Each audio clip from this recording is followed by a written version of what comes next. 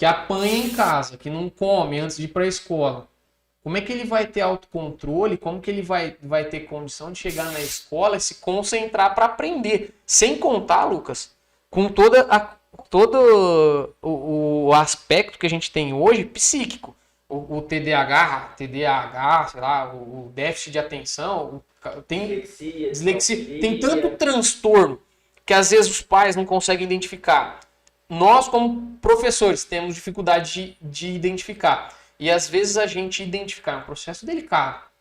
E sem falar que nós estamos numa outra mania agora, né? O professor, ele virou quase que um faz tudo. Então, ele cria o diagnóstico e se deixar, a gente lauda também. Você vai lá, o aluno tem... E é uma coisa assim, né? Eu cursei psicopedagogia. Né? Eu tive aula com várias senhoras aposentadas de carreira, psiquiatra, psicóloga. Aí eu até brincava que eram as minhas veinhas, porque as bichinhas eram danadas. E André, é complicadíssimo você falar sobre questões psicológicas. E aí, não é desmerecendo, eu sou professor. Nós não fomos formados para dar esse diagnóstico. Não. Nós não fomos formados para saber, esse aqui é um dislexo, esse aqui tem descalculia. Aquele ali tem TDAH e esse aqui tem transtorno bipolar. Não! Isso aí é trabalho de outro cara. É do psiquiatra. E ele leva tempo no psiquiatra, no psicólogo, não diagnostica de um dia para o outro. É semanas, meses, tem casos de anos, tem casos, né, eu como diretor tenho acesso a algumas pastas de aluno, a gente tem que fazer análise para poder embasar vocês. Tem caso que está em análise há anos. Porque a questão psicológica é dificílima. E aí voltando nessa questão do atrito, não tem como nós sermos defensores de uma ideia única. E como biólogo, eu falo isso. A força dos seres vivos é a diferença. E nós estamos em um período tão complicado que o diferente, ele me ameaça. Então, se você riu de um jeito que eu não entendo, colocou uma palavra que eu não sei o que é... KKK, fodeu. Paulo é minha lomba. Paulo Freire. Eu sou um professor. Eu tenho orgulho dele ser o nosso patrono. Ele tem conceito mundial. Nesse mesmo grupo eu já vi o pau rufar, porque tem uma galera totalmente contra, né? Porque eles falam da questão ideológica. Pelo que eu entendo nas discussões, eles não analisam um lado educacional. Não. Eles analisam um lado político. Só que aí entra uma outra coisa, né? Eu ia chegar nesse ponto e você foi cirúrgico. Eu preciso concordar com tudo que Paulo Freire falou? Não. Ele era de esquerda. Eu não concordo nem com tudo que eu mesmo falei. Olha, eu ia dar o seu exemplo mesmo quando você deletou os vídeos. Paulo Freire fez um trabalho. Ele é o ponto de início. O cara morreu. Se o cara tivesse vivo hoje, às vezes ele ia olhar pro livro dele e falar, mano, que merda. Mas dentro do contexto da época também. A gente tem que levar em consideração. E o contexto da época, ideologia do cara. O Brasil tem um problema grave, que é, se eu sou de esquerda, eu ataco quem é de direita, não me importa quem seja. Se eu sou de direita, eu ataco a esquerda. E a nossa mídia, ela vem de uma ideia de neutralidade. Não é neutro. E não tem problema não ser. Se você vai, por exemplo, para os Estados Unidos, que tem uma outra visão política, esse jornal é de esquerda. Esse é de direita. E não tem problema. Se eu vou ler esse daqui, eu já sei o viés dele. Porque nós temos vieses. E não tem problema. Agora, eu não preciso concordar com Paulo Freire em 100% para admirar o cara. Lógico. Eu não preciso concordar com o Cortella, com o Karnal, com a Gabriela Prioli em tudo para eu admirar. Nós temos que ter maturidade, às vezes, eu gosto de Paulo Freire. Mas eu já li texto dele, eu falo, mano, esse cara tá navegando, isso aqui não dá certo na minha escola. E não tem problema. Ele continua sendo top. Você não vai desmerecer todo o trabalho dele por uma questão. E aí quando a gente, né, pensa, voltando na questão do mestrado. Não fui pro mestrado, tô pensando em voltar agora. Não foi porque eu precisava de grana. Meu pai tinha 2 irmãs pra terminar de criar. Minha mãe tava doente na época. Vamos trampar. Aí eu peguei o que tinha de aula, André. Teve ano que eu peguei 64. Ah, foda-se. Saía de casa às 6 da manhã. Eu tinha ganho um palio da minha avó. Um paliozinho usado. A velha falou, ó, você pegou esse trabalho diferente, porque minha avó nunca entendeu o que eu era. Porque eu fiz ciências biológicas.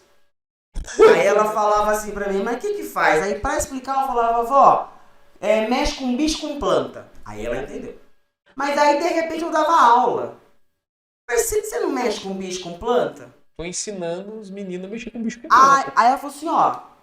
E aí ela tinha umas economias, ela falou, ó, eu vou comprar um carro, aí fica com você e você usa pra trabalhar.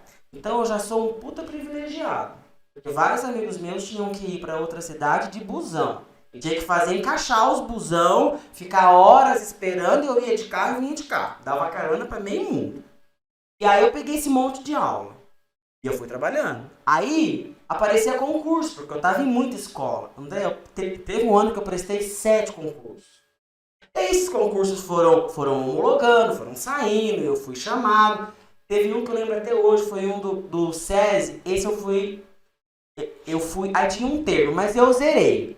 Me expulsaram do processo. Apareceu lá, negado. Uma redação. Até hoje eu não sei o que eu fiz nessa redação. Você fez de tão ruim?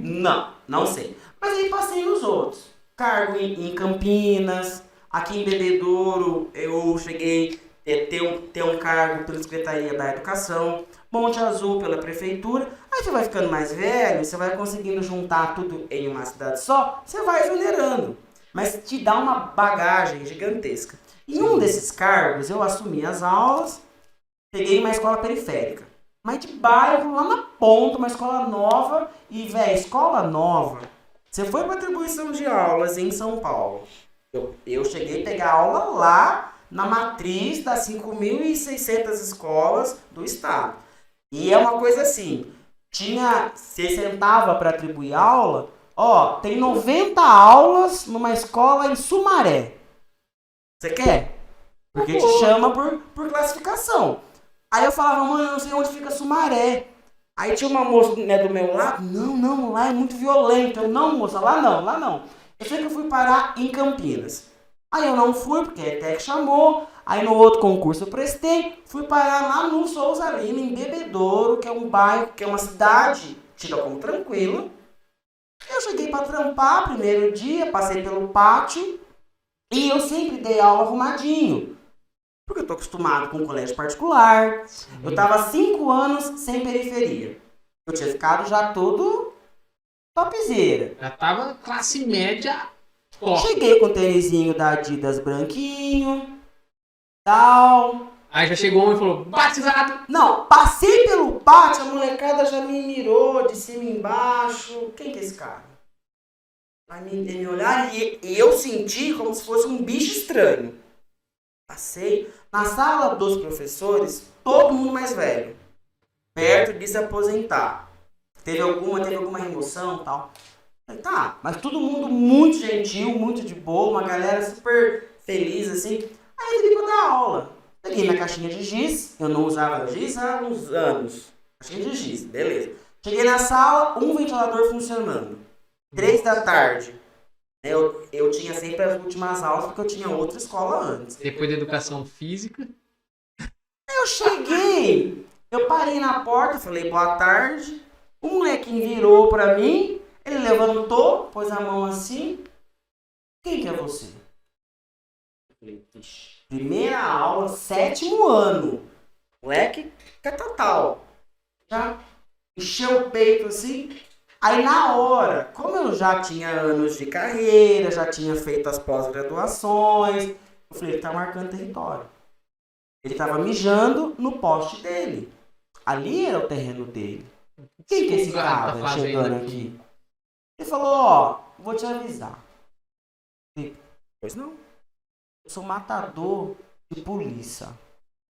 Pôs o dedinho assim, ó. Primeiro dia de aula, hein? Aí eu falei, Eu posso comprar uma briga com esse menino. Eu que mando aqui. Mas eu vou tentar ser mais esperto que isso. Aí eu falei, rapaz, então eu tô fudido. Primeiro que era um palavrão. Aí metade da sala já me olhou. O professor novo falou palavrão. E ele falou assim, por quê? Eu falei, porque se você mata a polícia, professor, tô lascado. Aí ele riu. Ele riu, me olhou, falou, senhor, parece que você é de boa. E sentou. Aí eu também entrei, comecei minha aula e tal lá. Aí agora, anos como diretor, né, passou o tempo, eu fico pensando, eu poderia ter feito uma gritaria ali, ter colocado esse moleque pra fora, ele ia levar alguma punição, e eu ia ganhar o quê com isso? Não. Só que aí entra, o que nós estamos fazendo? Aí volta lá naquele moleque com fome. E lá no cara que você assistiu dando a aula. O cara que te deu a aula, uma formação top. Se esse moleque enfrenta ele na hora que ele entra... Eu fiz mestrado, eu fiz doutorado, eu pesquisei pra caramba. Pra ganhar pouco e ainda o moleque me xingar. Aí você confronta. Então o nosso problema tá... Nós temos uma galera que tá sim... ia falar simplificada, mas não é o termo. Tá surrada pela vida essa molecada. Nós temos uma categoria que tá desvalorizada. Eu tô fechando esses dois públicos numa sala com um ventilador às 3 da tarde e eu quero que dê certo. E aí eu ouvi esses dias de um amigo professor novo. Ele falou o quê? Ele falou, eu não estudei tudo isso para dar aula. Aí eu saí desse papo, ele é doutor. Eu saí do papo pensando, realmente, esse cara fez doutorado, ele faz ciência, e no Brasil não tem onde esse cara atuar, ele acabou o doutorado. E aí quem que vai contratar um doutor? Se não uma escola. Se não uma escola. E que não vai pagar ele como uma multinacional pagaria. Então você começa a criar conflitos, e aí a gente volta lá no início pra gente fechar esse ponto. Qual é a diferença da escola particular e da pública? Tudo ao mesmo tempo que nada. Porque o aluno da particular, muitas vezes, a gente olha e fala, da aula aqui é de boa. O moleque tá com a barriga cheia, ele tem tudo. Ele tá limpo. Tá limpo, tem um iPhone novo, foi pra Europa nas férias. Tem muita história legal.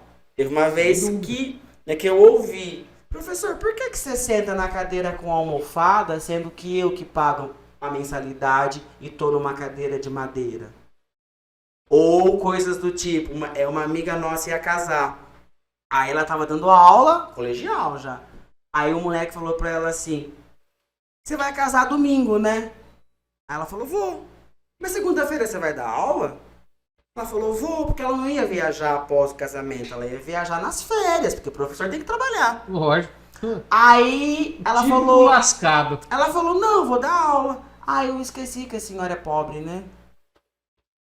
Só que ela é muito pra frente. Ela riu. Cara. Ela riu. E o moleque não falou por mal. Não.